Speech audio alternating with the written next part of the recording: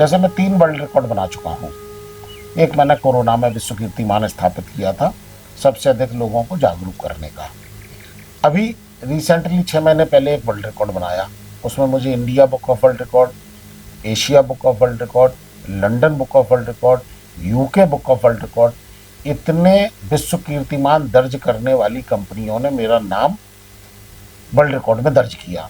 किस संदर्भ में? एक्चुअली में हम लोगों ने 6 घंटे के अंदर अकेले झांसी से 1,26,000 लोगों के हस्ताक्षर कराए, स्वच्छता, पर्यावरण, जल संरक्षण में एक साथ। और फिर वो जीपीएस फोटो हमने ली, लॉन्गिट्यूड लैटिट्यूड फोटो ली, वीडियोस बनाए, वो सारे जो है वो कंपनी के प्रतिनिधियों को भेजे, उन्होंने उसकी जांच की और उसके बाद जो है विश्व की प्रमाणिकता के आधार पर फिर उन्होंने मुझे वर्ल्ड रिकॉर्ड बनाने का काम किया। अब एक बड़ी समस्या हमारे बीच में खड़ी है जिसको अभी लोग नज़रअंदाज कर रहे हैं।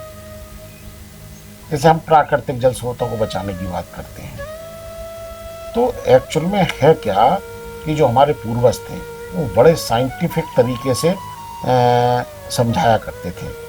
जैसे उन्होंने कुआं पूजने का काम किया, शादी होती है, बच्चा पैदा होता है, उसको धर्म से जोड़ देते हैं, उसको धर्म से जोड़ दिया। एक्चुअल में उनका उद्देश्य ये था कि जब आप नदी की, नहर की, तालाब की, कुएं की पूजन करेंगे तो फिर उसमें गंदगी नहीं डालेंगे, बिल्कुल देखभाल मेंटेनेंस हो जाएगी, मेंटेनेंस हो जाए, गंदगी नहीं करेंगे। अब हम लोगों ने उसके विपरीत आचरण किया।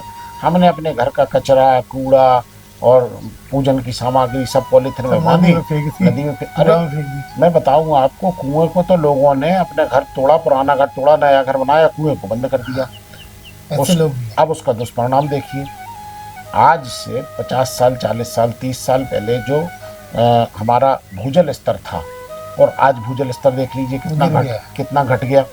तो वर्षा का जल, भूमि का जल हम बहा के दूर ले जा रहे हैं, तो वो जमीन में नहीं जा पा रहा। तो लोगों को इस बात के लिए मोटिवेट करने की आवश्यकता, भैया जो प्राकृतिक जल स्रोत हैं उनको बचाए रखो आप। इसीलिए हम लोग जो है नदियों में जाके, कुओं पर जाके उनका पूजन का काम हम लोग करते हैं।